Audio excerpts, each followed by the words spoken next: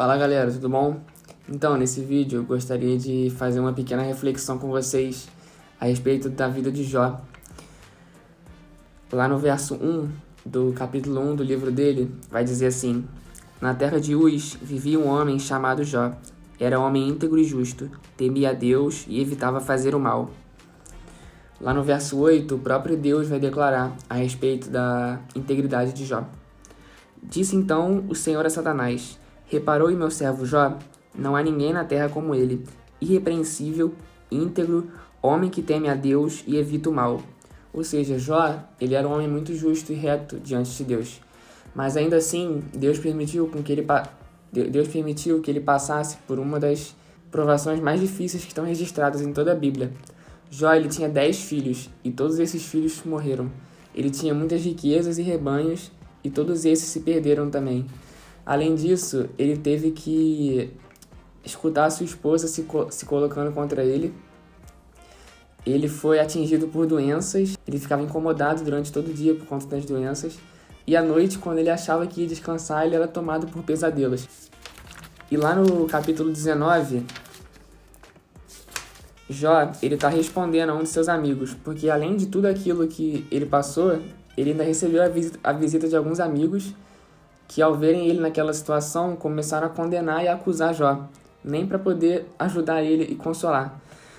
E aí ele disse assim para os amigos: Misericórdia, meus amigos, misericórdia, pois a mão de Deus me feriu.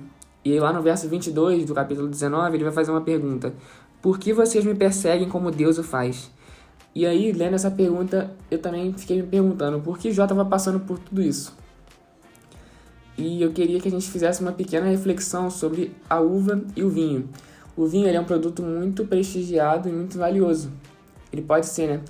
E a uva é uma simples fruta. Mas, para a uva virar o vinho, ela precisa ser processada, ela precisa passar por um processo. E acredito que Jó, ele estava passando por um processo que iria fazer com que, através dele, uma simples uva, algo maior e mais valioso do que ele fosse gerado. Lá no verso 23 do capítulo 19 vai dizer, Jó vai declarar assim: Quem dera as minhas palavras fossem registradas, quem dera fossem escritas no livro, fossem talhadas a ferro no chumbo ou gravadas para sempre na rocha. E essa parte eu achei muito interessante, porque Jó está dizendo que ele tem um desejo de que as palavras que ele estava dizendo fossem registradas no livro. E hoje eu estou lendo aqui o livro de Jó com vocês, então por que ele fez isso, né? Por que ele falou, quem dera as minhas palavras fossem registradas?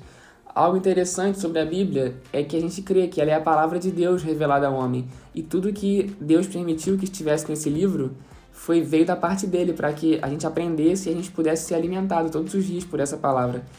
Então, quando Jó fala, quem dera que as minhas palavras fossem escritas, ele tinha entendido que era Deus que estava trabalhando através da vida dele. Era Deus que estava agindo nele e fazendo com que ele desse respostas tão sábias e fazendo declarações, que não eram da parte dele.